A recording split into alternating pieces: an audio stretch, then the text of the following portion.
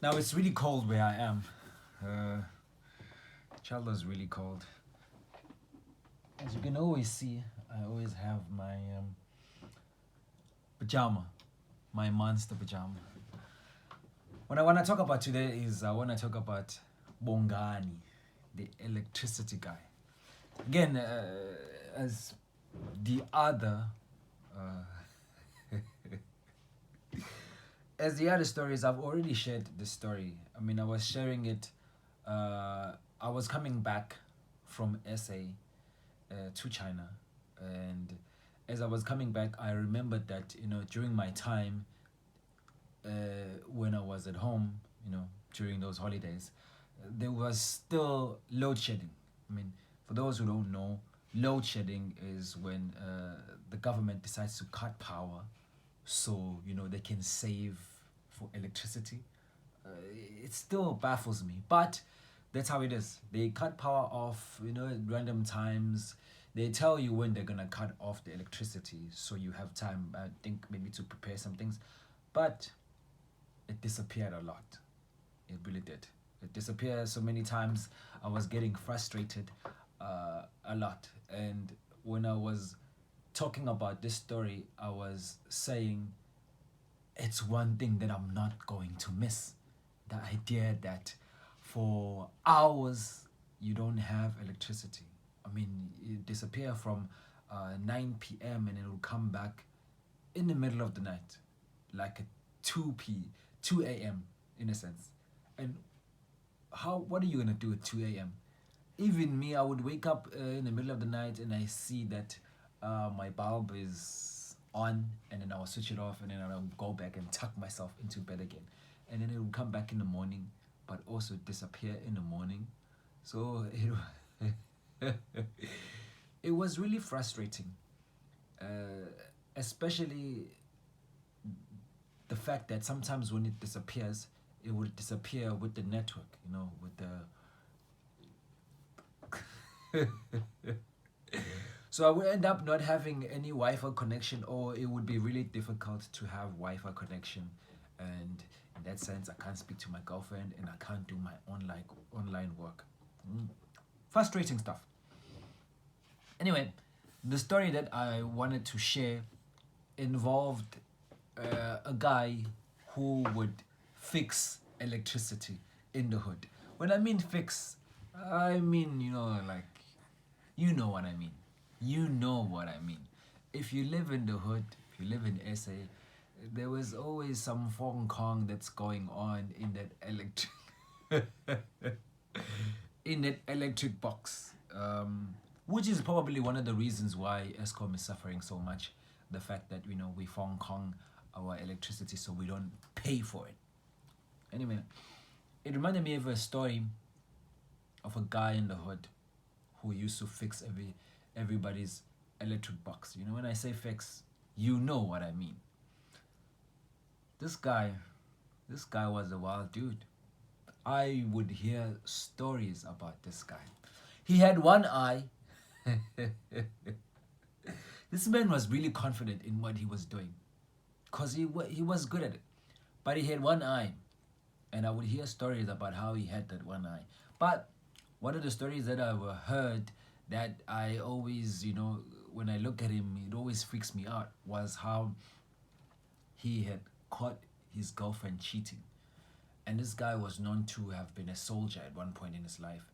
But when he caught his girlfriend cheating, he did something very explicit, something that involved his gun and the gun going to genitals and those things. Wild stuff. Freaked me out. No, that's the type of guy he was. And now, when he's busy doing his electricity stuff, you fix things on that guy. You have a broken TV, you take it to him, he fixes it a little bit, he brings it back, boom, it works. You have a radio that's not working, you take it to him, he fixes it, boom, it works. Only charges you, couple of rands, nothing much, couple of rands, or a bottle of beer or two. So this guy, we had a problem with our electricity. My mom had told him, and then he said he's gonna come fix it. I don't know where my mom was. I think she was either in church or she went to work. So this guy comes, he's very strange because he's topless. Comes, smoking his cigarette. He's a little bit drunk. I could tell. Yeah, the old lady said, I must come fix this thing. Come help me. Come help him. I mean, when I help, it's electricity. I know what electricity does to people. I'm standing a little bit far, giving him what he wants. There he is up there, fixing fixing the electric box. Naked, topless. Make me hold his cigarette, and then he's there. He's been doing this thing for years. He knows what he's doing, Except this day, this was a Tuesday. I mean, I'm just saying it's a Tuesday because that's a day where things can get just fucked up. I think it... But he's there fixing his stuff. I don't know. I think he got overconfident in terms of how he can do stuff now. Because he didn't even turn it off. It was just right there. Now he's on a chair, which is on the chair. This is very important in the story. I think, the chair was on the chair because, you couldn't get up there. Oh, the chair was on the table, if I'm remembering correctly. Yeah, because, we needed something taller. He's there. Now, I don't know what happened. For the life of me, I can't explain it to you.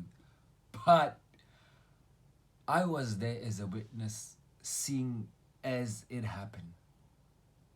The wire, which is like the big wire that goes from the box to outside, the one that takes the electricity from the outside to the box, somehow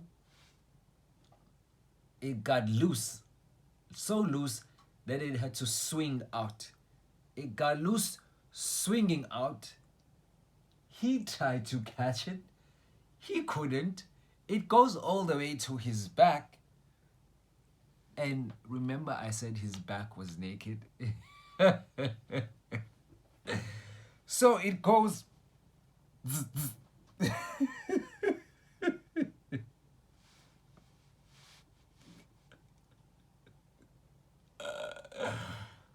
It taps his back. And then it's swinging back around. From that happened on his back, I heard him swear, fuck.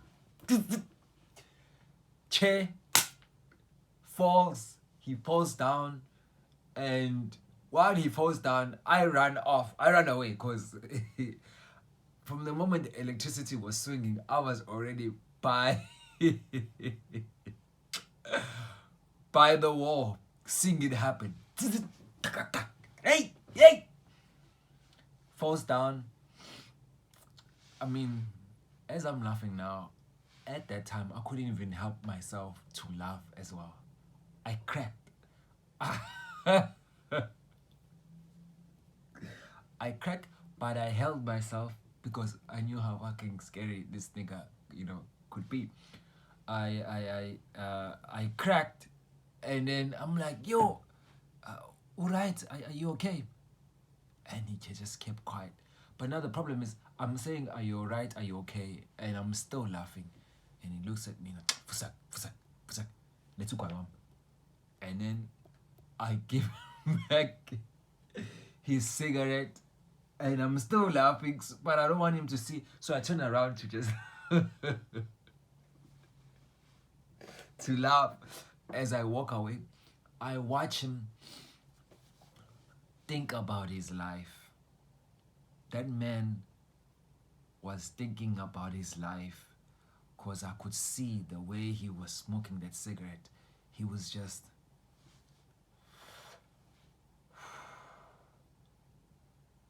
yeah, I think he saw his life flash by when that happened.